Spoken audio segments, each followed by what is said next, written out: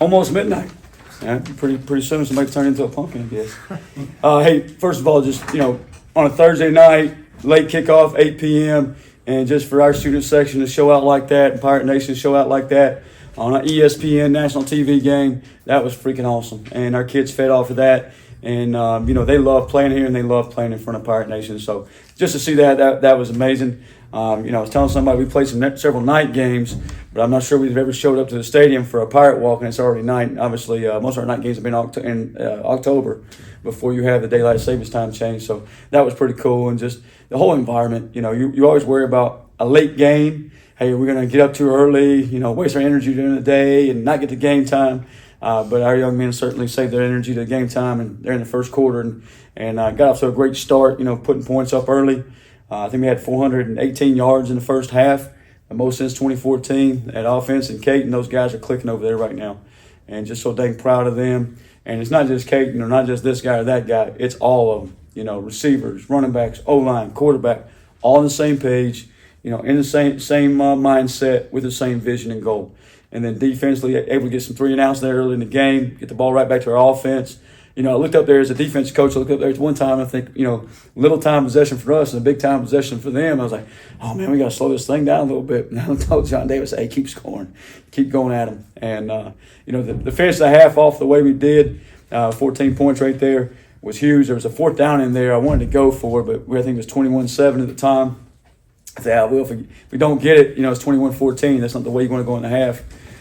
So ended up punting the football. Told John Davis that we'll get the thing right back to you. We got it back. He scored, got it back again, went and scored again. So that was a huge swing right there, right before half. But just so proud of our young men, proud of our seniors. Our mindset's always been, hey, win that day and win the focus of that day. And certainly they've done a great job of doing that during the bye week. It was 12 days. They certainly could have lost focus and focused on something else. But they focused on FAU, going 1-0, and now certainly beat Tulsa and see if we can find one more time and get a win and get these guys bowl eligible and get these seniors to a bowl. So, what can you say about Caden's ability just to almost have a calming influence? But he's also playing with a ton of confidence. He had at least four different throws for touchdown passes that were different reads, different throws, different abilities. Yeah, I think he's had like 10 touchdowns in the last 2 weeks, and just the confidence he's carrying himself with, the energy he's carrying himself with. I didn't see that early on, but you've seen that the last couple of weeks, and just a smile on his face. And that's contagious to his teammates and to our whole football team. So proud of him and what he's meant to our football team and what he's been able to do the last 2 weeks. Going off of that, it seems like the offense is more fluent the past 2 games. Do you think that has something to do with Coach Baker being on the sideline? I think our coaches are doing a great job. Our staff is doing a great job of just bringing energy. And I'm certainly sure that him down there and bringing that energy helps out with that too.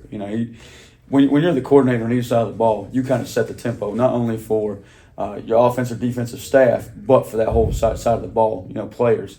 And Coach Baker's doing an awesome job of setting the tempo over there with his energy and his demeanor and what he's bringing to that side of the ball. And just so proud of him. And, just gave him a big hug on the sideline and just told him how happy I was. Keep doing it. Keep doing it. Got one more to go.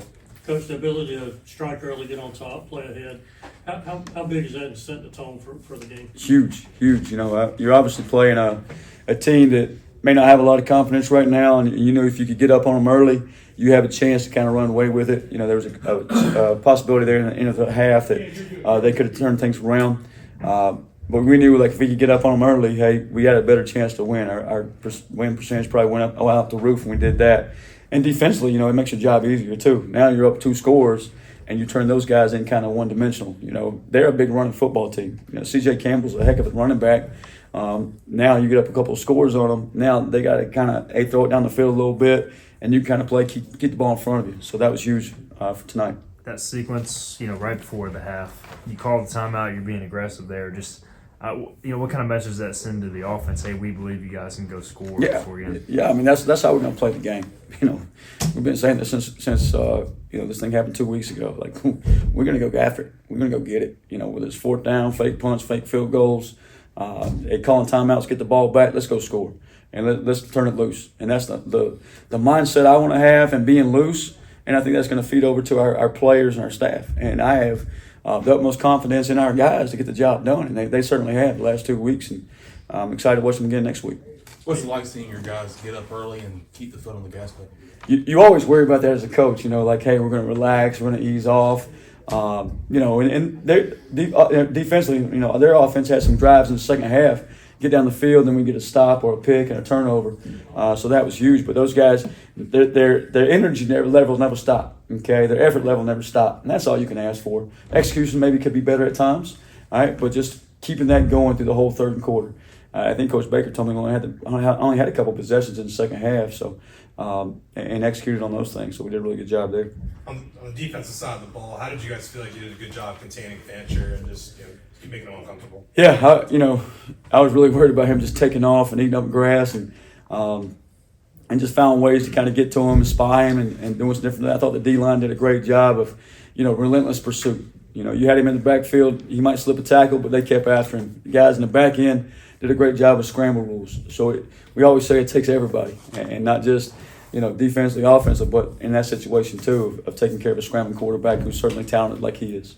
What did it mean to you when you came off the field and the chancellor's sitting there waiting for you and the administration giving you hugs and that kind of thing? John Gilbert, Chancellor Rogers, they've been awesome. I mean, they really have, and I told our staff that they did everything for us that we can possibly ask for, and give these kids a chance, these players a chance to win a ball game and be successful and get these seniors to a bowl game. So I just can't thank Chancellor Rogers enough, can't thank John Gilbert enough, and everything they mean to this program, what they're doing for this university, and what they mean to Pirate Nation, and just I owe them everything, and just so thankful for that they could have easily moved on to the next season, but they're doing the right thing for these seniors, and just really appreciate that. One more question. With this win, as you mentioned, you are now one game away from bowl season.